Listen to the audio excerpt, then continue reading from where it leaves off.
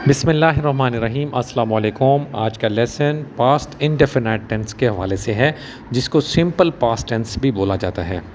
Past tense से पहले हमने प्रेजेंट टेंस को मुकम्मल किया, जिसमें हमने simple present, present continuous, present perfect और परफेक्ट कंटिन्यूअस को पढ़ा था।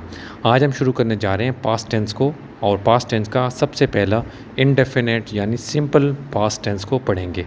इस पास्ट इंडेफिनाइट टेंस को उर्दू ज़ुबान में फ़ेल माजी मुतलक कहा जाता है। सिंपल पास्ट टेंस ऐसे कामों को बताने के लिए इस्तेमाल होता है जो माजी में ख़त्म हो चुके हों, जो माजी में हम करने के आदी हों, या माजी में हमने कोई काम किए हों जिनका अब कोई लिंक बाकी ना हो, तो उसको बताने के लिए हम फ़ेल माजी मुतलक यानी सिंपल पास्ट टेंस का इस्तेमाल करते हैं।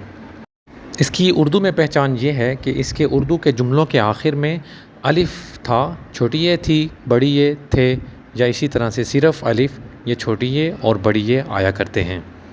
आप इसकी एग्जांपल्स देखिए, इससे आपको बिल्कुल क्लियर हो जाएगा। मिसाल के तौर पर उसने ख़त लिखा, इसके आखिर में, जुमले के आखिर में अलिफ़ आ रहा है। इसी तरह से नेक्स्ट सेंटेंस देखिए, मैंने खाना खाया।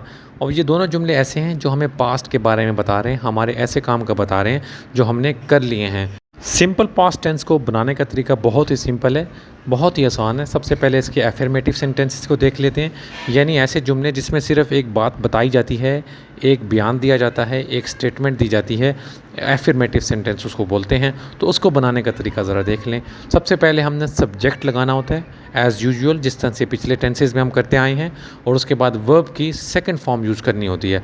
पास्ट टेंस में यही चीज़ सबसे डिफरेंट है कि इसमें हम वर्ब की फ़र्स्ट फॉर्म से मूव कर रहे होते हैं सेकंड और थर्ड फॉर्म की तरफ।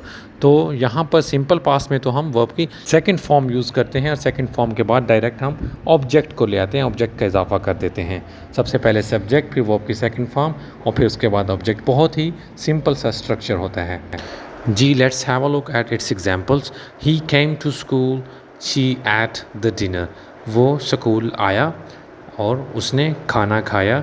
तो ये ऐसे जुमले हैं जिसमें माजी को बताया जा रहा है, माजी के काम को बताया जा रहा है कि फ़लाँ शख्स स्कूल आ गया और फ़लाँ लड़की ने खाना खा लिया। ऐसे काम हैं, ऐसे काम का हिंट दिया जा रहा है जो माजी में हुआ करते हैं। अब उसका हाल से कोई लिंक नहीं है। तो उम्मीद करता हूँ इसके स्ट्रक्चर को देखकर और उसके बाद इसके एग्जाम्पल को देखकर इसके बनाने का तरीका आपको क्लियर हो गया होगा। आपने अभी तक ये समझा है कि वर्ब की सेकंड फॉर्म को हम सिंपल पास्ट टेंस में इस्तेमाल करते हैं, लेकिन यहाँ पर जब हम सवालिया जुमला बनाएंगे तो वर्ब की फ़र्स्ट फॉर्म को यूज़ करेंगे, और सवाल बनाने के लिए, सवाल को ज़ाहिर करने के लिए हम डिड का इजाफा करेंगे जुमले के शुरुआत में।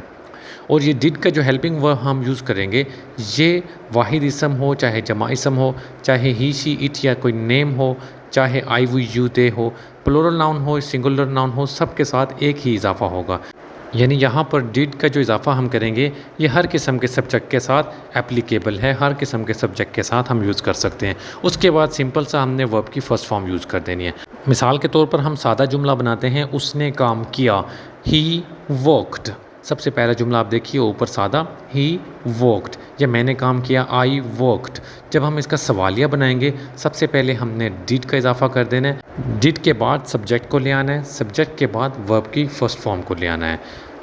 वर्ब की हम यहाँ पर फर्स्ट फॉर्म इसलिए यूज़ करेंगे क्योंकि सवाल में ही, सवाल को जो शो करने के लिए हमने डिड का इजाफा किया है, उसमें हम सेकंड फॉर्म ऑलरेडी यूज़ कर रहे हैं। जी, मिसाल के तौर पर क्या मैंने काम किया, हम बनाएंगे इसका जुमला, डिड आई वॉक। क्या फ़लाँ ने काम किया, डिड ही वॉक। इस तरह से हमारे सवालिया जुमले इजीली बनते जाएंगे।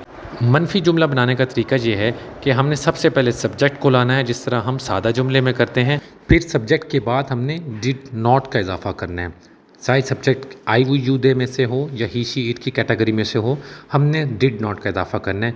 ये डिड नॉट हर एक किस्म के सब्जेक्ट के साथ यूज़ किए जा सकते हैं। फिर उसके बाद हमने वर्ब की फ़र्स्ट फॉर्म का इस्तेमाल कर लेना है। मिसाल के तौर पर आई डिड नॉट वर्क, मैंने काम नहीं किया, या उन्होंने काम नहीं किया, जमा इसम का अगर बनाएंगे, दे डिड नॉट वर्क, सब के साथ डिड नॉट का इजाफा होगा। लास्ट में हम सवालिया प्लस मनफी को देख लेते हैं। सवालिया प्लस मनफी में हमने सबसे पहले डिड का इजाफा करना है, फिर सब्जेक्ट का, फिर नॉट का इजाफा करके उसके बाद हमने वर्ब की फर्स्ट फॉर्म ले आनी है।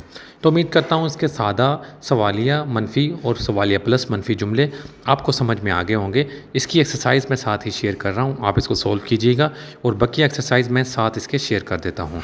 डॉक्यूमेंट्स की सूरत में आप उनको हल कर फिर मुझे भेज दीजिएगा। बहुत शुक्रिया, टेक केयर, अल्लाह हाफिज़, अस्सलाम वालेकुम।